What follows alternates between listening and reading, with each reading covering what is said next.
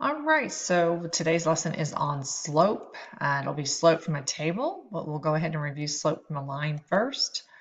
Sorry, I had started this recording and it just didn't work. So, all right, so what's the slope of this line? Remember, slope is rise over run, and you can use any 2 points. So we've got a couple here. You go up to this and then over. So that would be the rise of 1 and run of 2. So let's just mark that on here so you understand and can see that.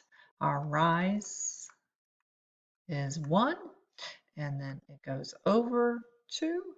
So our run is 2. So the slope for this line is 1/2. What we're doing today, so the essential question is how do I determine the slope from actually going to be table. Today I will use the data from a table to determine the rate of change or slope in a mathematical and real world problems so that I can interpret the slope of a line from a table. I'll know I got it if I can assess the data in the table to determine the slope of a line. Here we go. So remember this, slope is rise over run. It's the steepness of this line when you have a graph. It's the change, rise is the change in the y coordinates. All right, so this is changes 2, and the run is the change in the x coordinates. All right, keywords there, change in y over change in x. You can actually show that as change in y over change in x. Yes, that little triangle means change in math terms.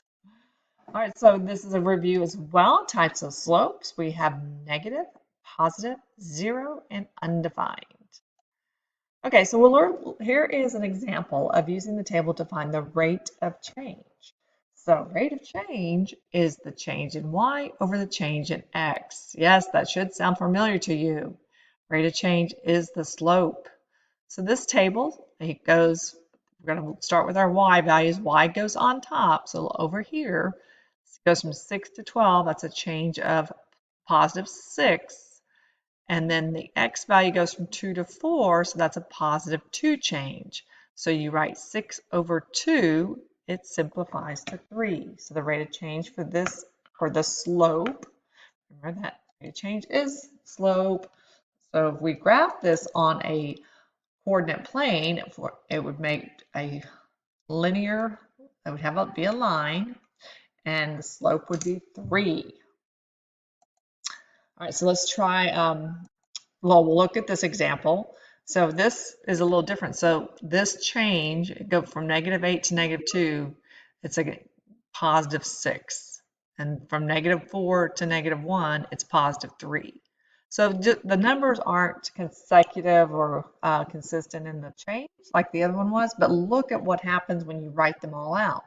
6 over 3, 2 over 1, and then they had 4 over 2. Those all simplify to 2. Same. So let's look at this one. I'm going to change my pen color to black. So we have the first one here from 50 to 45. That's a -5. It goes down. From 1 to 2, that's a positive 1. So I'm just going to write the change in y over the change in x. So this first one will be -5 over 1, and that simplifies to -5. All right, let's try a couple more and see if we get the same thing. If it goes from 35 to 30, that's a change of -5. 4 to 5 is a change of positive 1. You do need to check more than 2, or at least 2. So that one, change in y over change in x, is also -5 over 1, which is -5. And you can see with this table, that's exactly what's happening. It's going down by 5 each time, increasing by 1. So the rate of change or the slope here is -5. And here again, rate of change is the slope. All right, so let's look at these two examples. Here we go again. Slope is rate of change, change in y over change in x. All right, here's our steps. Find the difference in the y, find the difference in the x, substitute into the formula, which basically you're just writing that number. Simplify your fraction if necessary. Okay, so let's look at, we can do blue this time, doesn't matter.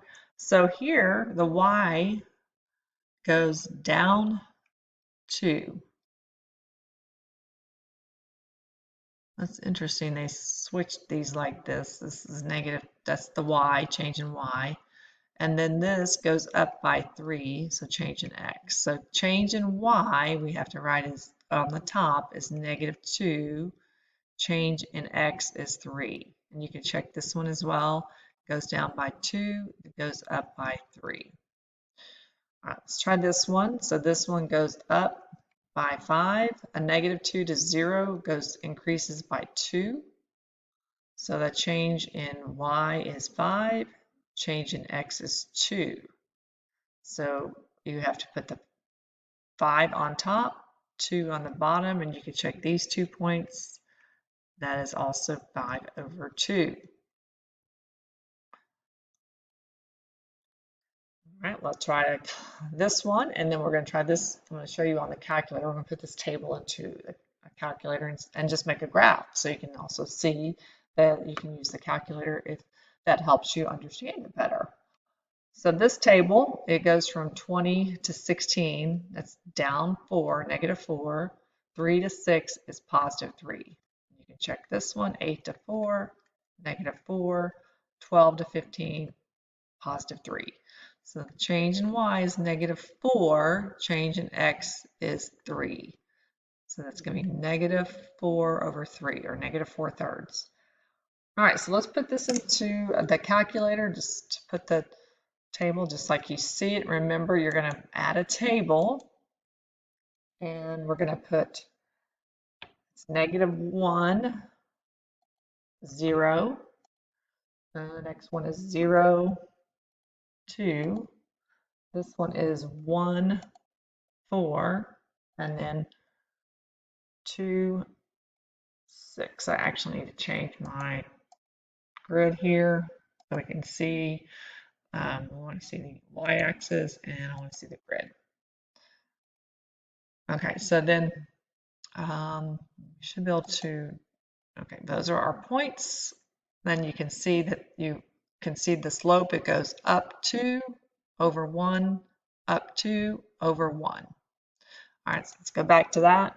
And the change in y is here, up 2, and then +1. So there it is, 2, 1. So 2 over 1, and then it simplifies to 2. Just so you can see that you can also put it into a table. All right, so this one says, which table has a slope of -2? All right, so let's look at our first table. There, so 5 to 9 is up 4. This is also up 4. Okay, so that's just based on that one. Y over the change in y over the change in x, 4 over 4 is 1. So it's not that one. B, this goes from 1 to 7. This goes from -4 to 5. From -4 to 0 is 4. From 0 to 5 is 5. So that's a total of 9. So just based on that one, that's 2/3. Oh, I wrote that backwards, y'all. Catch me on my mistakes. Y over x. So that one would be, the change in y is 9, and then this is 6. Remember, change in y over change in x. Sorry about that. All right, so this one up 2 for the change in x. This one increases by, or decreases by 4, actually, goes down 4. So our change in y is -4. Our change in x is 2, and that simplifies to -2. So that would be the answer. Then you can check D and see that it doesn't work. All right, last one. So we have multiple choice here. Let's start with the change in y.